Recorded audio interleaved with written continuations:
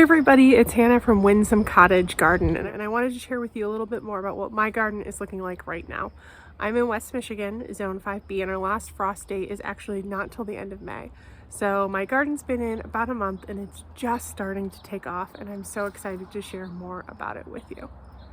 One of the things that I've really loved about gardening in the last year or two is being able to watch things grow each day and going outside, seeing what needs to be harvested, seeing what new things have come up, and what holes I have that I can fill. And so I just wanted to share it with you a little bit more and document it more in this season. One of the first places I thought that I would share with you is my vegetable garden. I'm in the middle of the city, so I don't have a lot of space.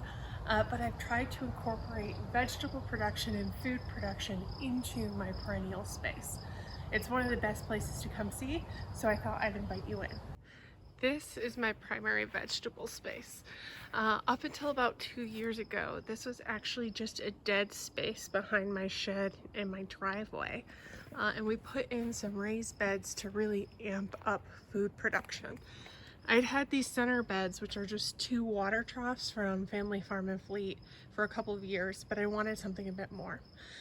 So we walk into the garden and you can see this beautiful rose has had some trials and tribulation already yet this year. I battled a lot of sawflies. I think I've got them under control, and I'm just hoping the new growth will come through. But this is a Gertrude Jekyll climbing David Austin rose, and it is just smells so good. Here's one of the newer blooms. It's been in here 2 years and it's so pretty. But as you can kind of see, I have maximized every square inch of this little space that I can. The space isn't quite done. I have to move some of the windbreaks that I had holding down things and add some pebbles to the bottom. But we just thought I'd walk through and show you what's going on. In this first galvanized bed, I've got garlic that I planted last year that is going to be ready in a month or so, as well as I just harvested, and you can see I have a couple more some radishes. I don't actually plant a ton of radishes. I think I usually do like 10 or so that I try to stagger so I can eat them slowly, because I like them just really small in salads. One of these, and I haven't decided which one, probably this guy, I'm actually going to let grow and go to seed because I've heard the seed pods are really tasty. But those two, I believe, are Pink Celebration radishes. You'll also see, and I don't actually have a type of garlic for this. It's a hardneck variety we got from a local farmer's market that started sprouting, so I stuck it in the ground. But you'll also see that I have 4 tomatoes back here. Let's see, this one is an Abe Lincoln tomato, heirloom variety. I have a random bean that I've let stay. Don't know exactly what kind. I think this one, it's missing a marker, but I think this guy is a cherries, berries, blue cream cherry tomato or something like that. We've got a Black Beauty heirloom and a pineapple tomato, and I've never had this one, so I'm excited. You could see they could probably use a tiny bit of water, but they're gonna get watered in the morning, which is good. Back here I have my strawberry patch, which, I don't know if you can see. We kind of pop in and look and see. There's lots of berries on the plant. This one's not quite ready. It's pretty close though. And this guy accidentally pulled off yesterday, but he had a bug bite through him. Let's see, it's just kind of covered. It's gone through. Ooh. Is this one? Oh, no. Give it tomorrow morning. It'll be ready. I kind of come through every night and just see what there is to see. Ooh, look, here's one. Yes, this one is ready. And this is what happens with almost everything that I've picked off these plants so far this year. It's pretty good. It's an Ozark Beauty everbearing type, so they'll produce all summer, but it's just in its first flush right now, and it's really, really tasty. Next to the strawberries, we have a zucchini, and this is actually a campfire ring that I needed to help make the most of my corners back here. And next to it, just carrots. This is like Danvers 1/2 inch long. In the back you'll see these are actually sweet peas that I'm waiting to have take off. They're slow but sure. I also had some, what variety was this? Parisienne. This is how I mark a lot of my stuff. Parisienne carrots that had this really poor germination. I'm going to have to probably reseed. There's a couple coming in here and there. They're very small, so I'm going to give it just a little while longer. This is a weed. I'll maybe resow. Here is an arugula patch that is already going to seed. I have to go through and get rid of a lot of it. I'd had some kale planted there that didn't make it, but it's next to my Salanova and Rocky Mountain top lettuces. These are the best. They're actually getting to a point that I'm probably gonna need to eat them fairly quickly. I tried to like sow one a little while because it's just me for the most part. It didn't quite work out, but it'll do it soon. We also have, I think these are sugar snap peas back here, which haven't flowered. Oh, there's been some damage. I think somebody must have sprayed something near me. Oh, and more weeds, but those are pokey. I don't have gloves on. These are the bane of my existence right now. I don't know what they are. The bugs like them, so I shouldn't like hate on them too much, because as you can see, they're eating it instead of other things, but they're so gosh darn. I don't know if you can see how lethal those are. They're awful. I hate them. So that's my Rocky Mountaintop mix. Rounding this off, we have 2 more tomatoes that I had extras and just found a spot for. Paul Robeson, which is actually my favorite tomato that I have. I have 2 of him in my yard. And then this is one that I'm trying that's new. It's a Dr. Witchy's yellow tomato that I've heard is really good. So I'm excited. And these are the, let me see if I can show you what these look like.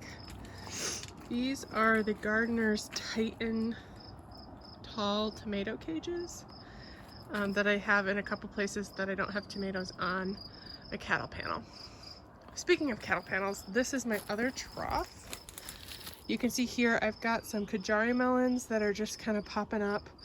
These are supposed to be butter lettuce of some kind that are just kind of starting to come through. Some little gem. This is dino kale. I sowed it in 3 places.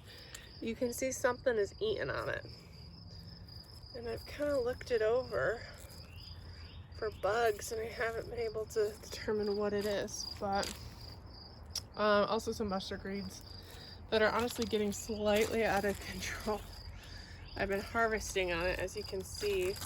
When they get this big, they're a little hard, but I chop them up kind of finely and add them to salads for a nice little zing here and there. I also have 4 more tomatoes at the back of this bed. This one, let's see if I can get it right. I believe this is a Sunrise cherry. Yeah, Sunrise Bumblebee cherry tomato.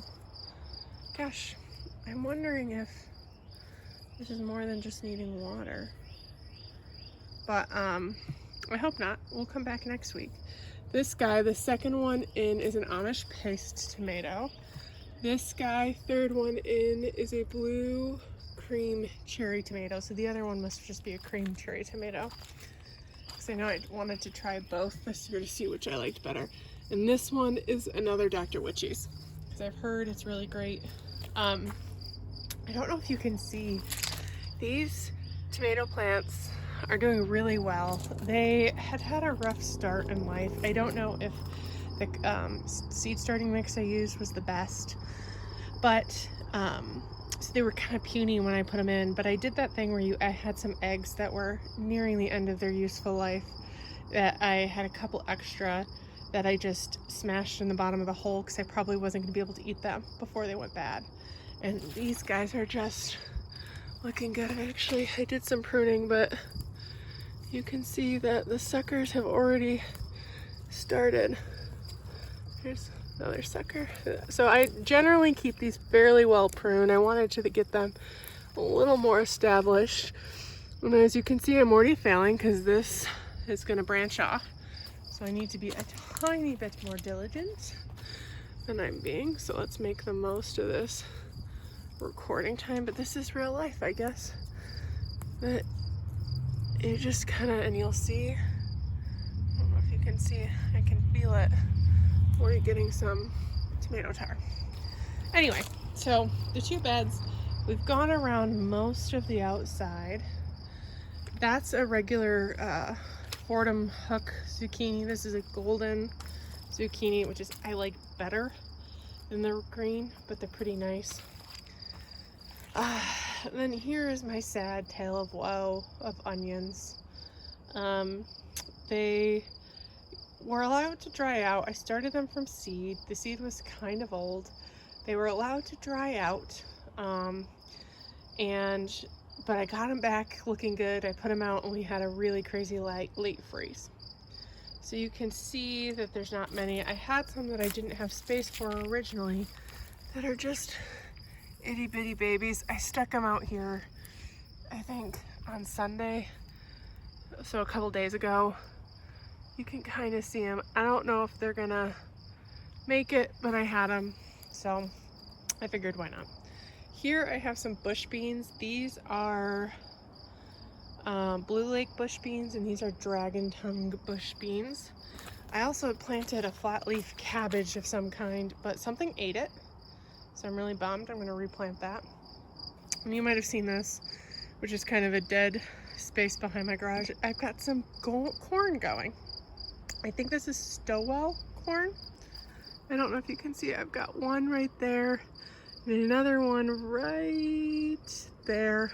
Two different kinds of pumpkins. One's a Caspian, something like that. And the other one is a Blaze pumpkin, which is a hybrid from Johnny's. And up here we've got some more peas. And actually this is one of my favorite views right now. Let's see if I can get the camera in the right position.